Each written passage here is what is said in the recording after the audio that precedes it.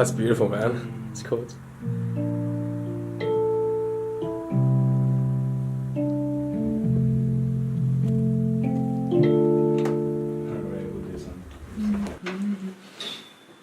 Cheers. Cheers, man. Thank you so much, man. That's alright. Thanks for coming on the show. No worries. Anytime. What's the show called? The Mvsks podcast. Yeah. Mvsks. Mvsks. Mvsks. Yeah, when I say it really fast, it sounds like envy. Yeah. But yeah, it's Mvsks podcast, and Yeah, cool. it was supposed to mean masks. I think you're in the right place, man. Yeah, I was supposed to say masks. Yeah, we have a few masks actually out there. Something there. Like, bro, that always scares people a lot. Like, I like them. Yeah, me like too. them. I love masks. Are spirited away. Yes. Like, there's a few masks in there. Get the fucking eyes here. Yes, yeah. It's so, I'm all about that. Yeah. I love that. Okay, let's get into it. Let's fucking do it. So we're going live now. Welcome to the internet. Hey, internet, let's crack-a-lackin'. So this week on the podcast, this is the first episode we have here. We've got Carlo B. He's a graphic designer, art director, photographer, breakdancer, music producer, gamer, lover. I love the games. Yeah. He's quite of a what's the word? Casanova. You're being too kind now. He's a soul. He's like the soul version of the Casanova. Oh, fuck, man. Give it up for Carlo B. Yo. What's up, man? Live on and prosper. So basically, I grabbed you on the podcast. You're like my top 5 people to interview. That's really sweet of you. Thank you so much. Yeah. I've been admiring your art and your work for like a couple years now. Like, thanks, man. That's cool. No, really, that's awesome. Yeah. Yeah. I'm glad you felt something when you. And I'm not actually saying that, man. Like, I don't admire a lot of people. Like, as in, like, for inspiration wise, it's either like real artists. And it's not necessarily like students or freelancers. High profile sort of. Yeah, exactly. I know like, exactly what you mean. Like, for example, you'd like Shepard Fairey or someone like that. The street artist. Yeah. But you're up there for me. Which is because I've been following your art and like I'm not trying to throw compliments, but like this is real. No, thank you, man. That's. I mean, like we don't go into this game.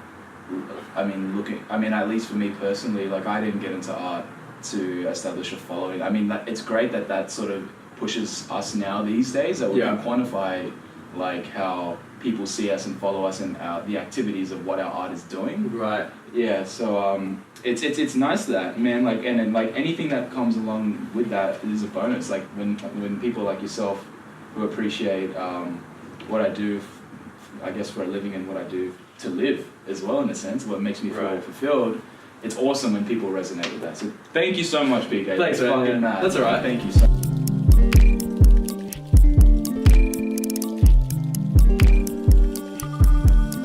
In the cave, experimenting, as you all guys know, it's that little conceptual phase where you keep it private, and then when you feel good about it, you release. That's it. Yeah. See, that's what I fight with in my head, like getting things out there.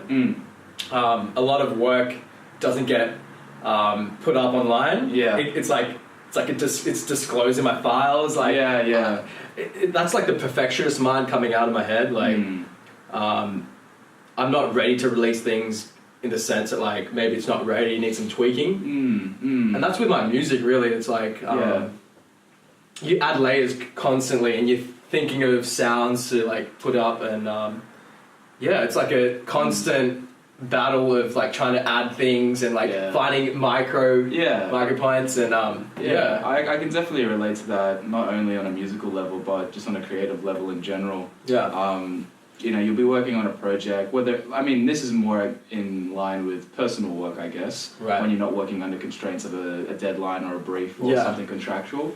When you're just creating your own thing, so many people have different processes. Some, like myself, generally, it's only taken me till maybe a year or two ago. I used to, I'd sit down for a session with Photoshop and paint something. And if it wasn't done within one sitting, like that was it. Like I wouldn't go back to return to it. Like it was very rare that I did that. But more recently now to get quality and sort of pushing myself to get to that fidelity that I want to with music and art or whatever. I actually do several sittings now, and it's hard because like, as most creative people know, you sort of follow a feeling. You're like, I feel like painting today. I feel like making music today. And when that feeling isn't there to drive you, then you sort of just like, oh, I don't want to do it. Right. But I think that's sort of like one of the obstacles that a lot of creatives face, is that sometimes you just got to like push through that feeling, and it becomes an act of discipline. Right. Yeah. And then I mean, there are times where I sit down in one session and I get exactly what I want. Right. But there are times where I'll sit there and you know, I'll leave it, and then I'll look at it in the morning and be like, oh crap, like that's what I made. Yeah, that's all I made. Yeah. So it's always good to revisit. Yeah. Yeah, I agree with that.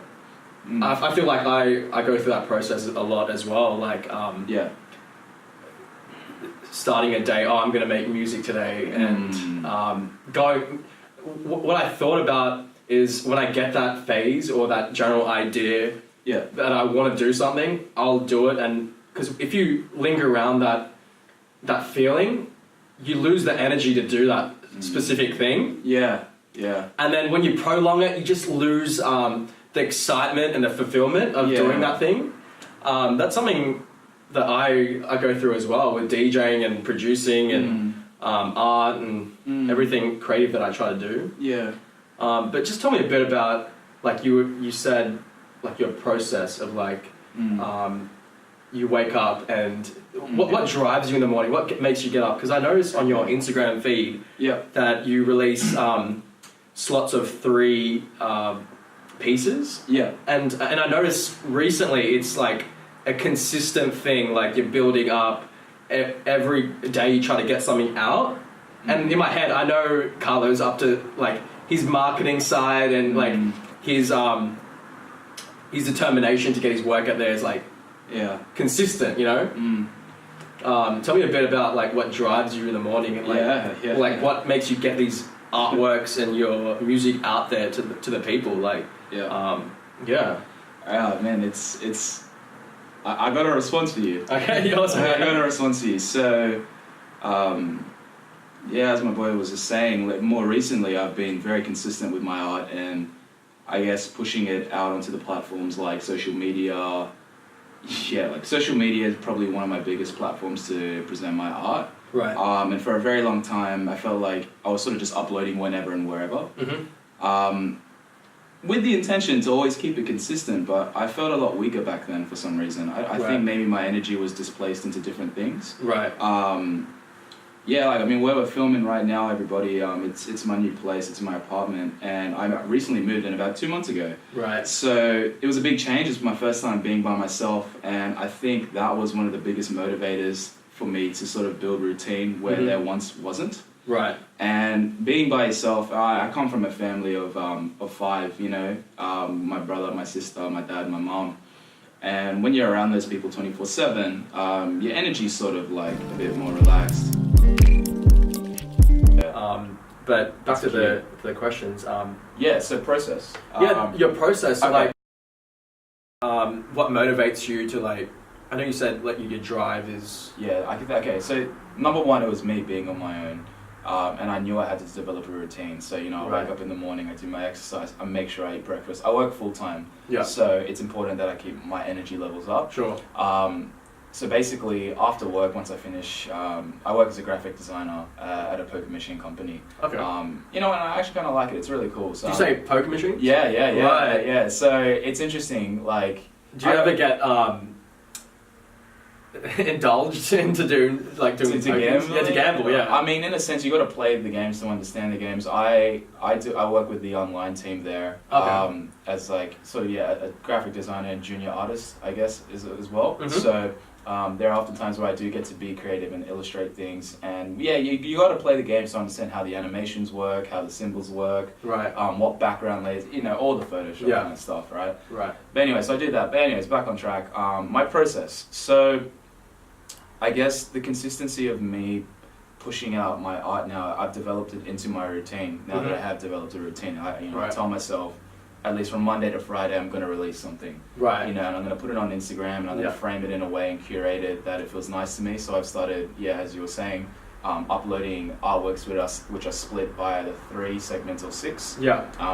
Maybe I might even push it to 9. I don't know yet. But that's a big challenge because you want to make each frame on Instagram, for those who have Instagram, you want to make sure that each post is engaging and not just blank space or whatever. But my process, in terms of creating what I've been creating, I've been really in touch with, having gone through some hardships in early 2018 and late 2017.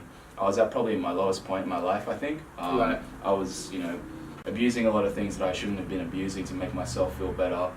But it wasn't until I'm so thankful and grateful for those hardships, because if it wasn't for that, I wouldn't be where I'm at today. Right. So, I thank the past every day for building me to the person I am. Mm-hmm. So yeah, I think what happened was, along that journey of me sort of recovering from all of that trauma, I sort of got to know myself, because I put myself in a situation where there was no distractions other than myself. Look, even living in this place, I only got internet like yesterday. Right. So I'd gone 2 months without internet, just using my phone, getting lost in my books, watching whatever videos or DVD, Blu-rays, playing games or whatever, just getting really lost into myself. Yeah. And it was in that journey that I realized that I gave myself a lot of limits. Right. Subconsciously, I think, and maybe through the ways I've been, the way I've kind of progressed in life, setting certain limitations on myself for no reason. And then I realized, I'm like, what's stopping me from doing what I love every day? I'm like, the answer is me.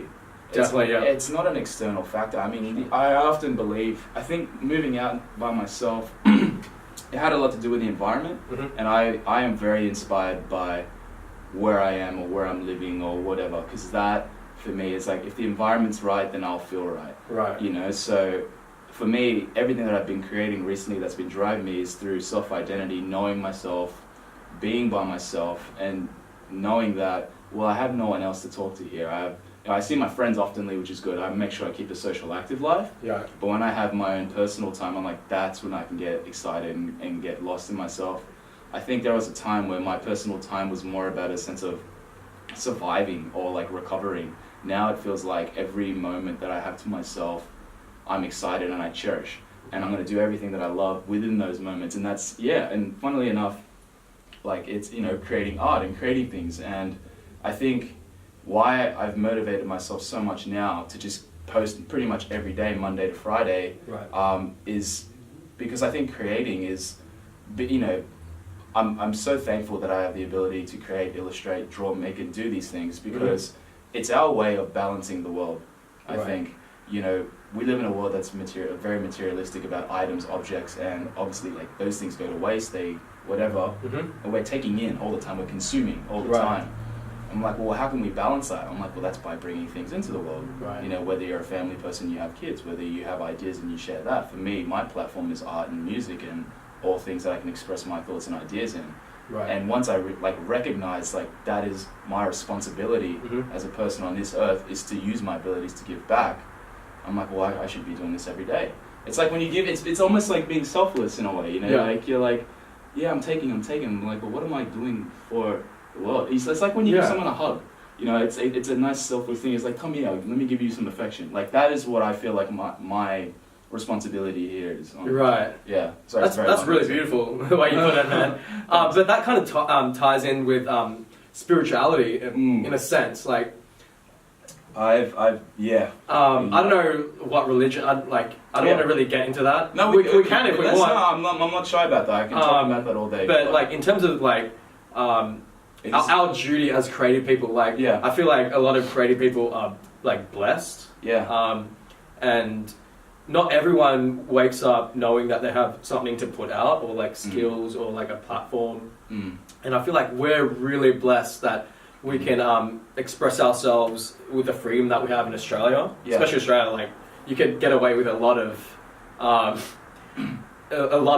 that's not really edited or I agree. There's a lot of freedom of expression. Yeah, I mean we live in a country where we're not restricted by the images that we produce. 100%. And if it is very controversial, then you've done your job correctly. Yeah, you know what I mean. I agree. Yeah, art should challenge. It should provoke ideas, it should evoke feeling, whether it's good or bad.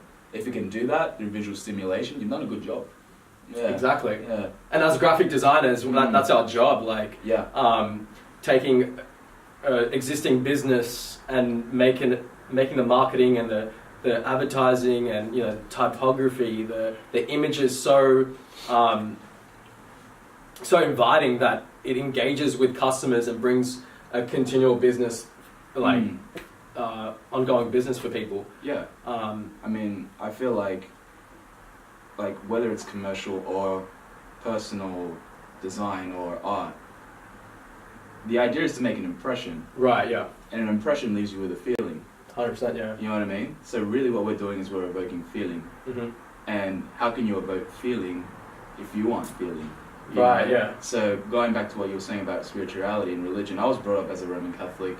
Right, okay. I didn't know that. Yeah. So I'm happy to talk about it. Did you go to like mass? And, yeah. Okay. So, sing the hymns? Yeah. Sung the hymns. I went to Catholic schools. My high school was a Morris school. Okay. Yeah, and look, there's a lot of things I love about religion. I mean, it set a lot of nice guidelines for me to live by in terms of morals and ethics. And obviously, as I grew up, I stopped going to church as much. I didn't feel the obligation because your parents let you do your own thing. You decide whether you want to go.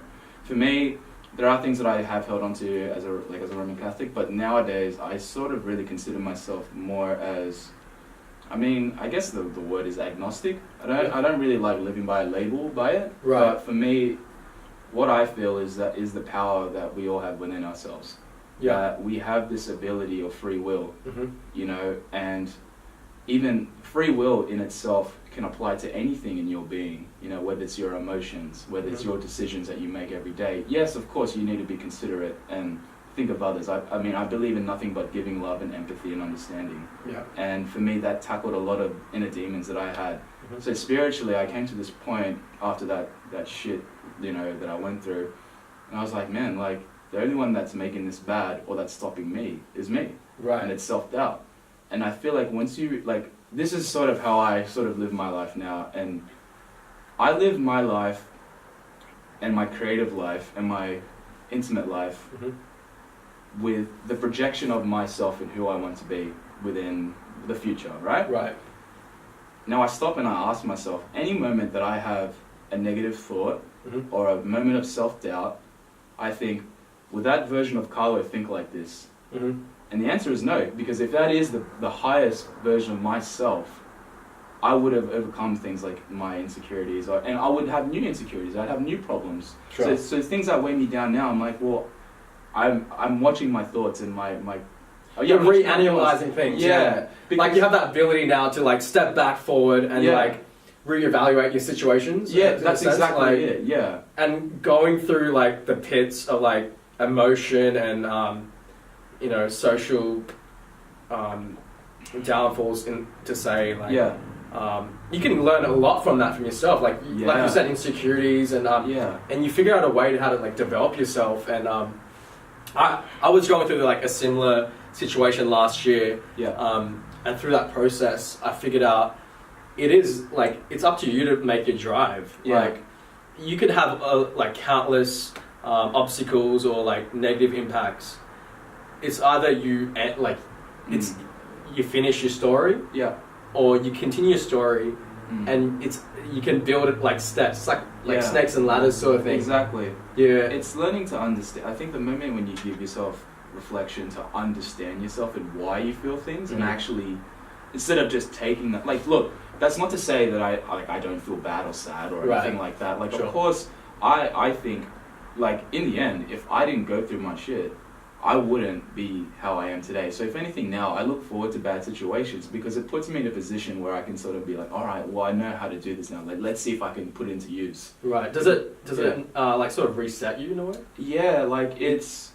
are we talking about your ego, per se? Yeah. Were you having ego problems? I think I've always had an ego problem throughout my life. Sure. And I think it wasn't until recently that I realized I don't need to defeat that anymore. Right. Sure. Because, I talk about love a lot, and all I'm really focusing on these days is love for myself and love for others and love for what I do, right? Love yourself because people can see that, Yeah, and that's what, I really believe that emotions are attractive, are like magnets, 100%, you walk into a room filled with sad people, you're going to feel sad. Yeah. You'll see it in their nature, their behavior, it's almost like an aura. Yeah. You walk into a room with people that are happy, you're going to feel alright. Look, that's not to say some people would feel like. It's all relative in the end. But for me, there's some certain cats out there that will draw your energy. I'm saying. So you just got to act how you want. Like if you want things to be good for yourself, act good and give love, and then love will be returned to you. Whether but it's never with the intention to receive. It's with the intention to accept and understand. Right. And that is what motivates my art. Very long answer to the question, but that is what motivates me to do what I do every day. Is to love myself, love what I do, and at any moment where I feel like there's a negative thought, I'm like, well, that's not helping what I do. And if it does, and look, man, some of the greatest art has been produced through negative energy. 100%. Yeah. It's all about how you. It's all in the end. It's all about how you want to communicate yourself. So. Right. Yeah, look, man, I welcome the bad problems now. It's all a balancing, up and down, fear, love. You got to have that balance. You can't always be happy, and it's important to feel those things and let those feel those things. Yeah. Right. So for our viewers, that's Carlo's creative process. Getting up, being determined in the morning, expressing yourself, really engaging with your inner demons, and allowing that to sort of drive your pursuit of creativity. In saying that, we've got like a few other some other questions that we would like to. I'll try and keep it brief. Sorry. Yeah. No, that was great. Like, it was a really good answer, man. Thank you. For people that want some deep questions about creativity. It was a good question as well.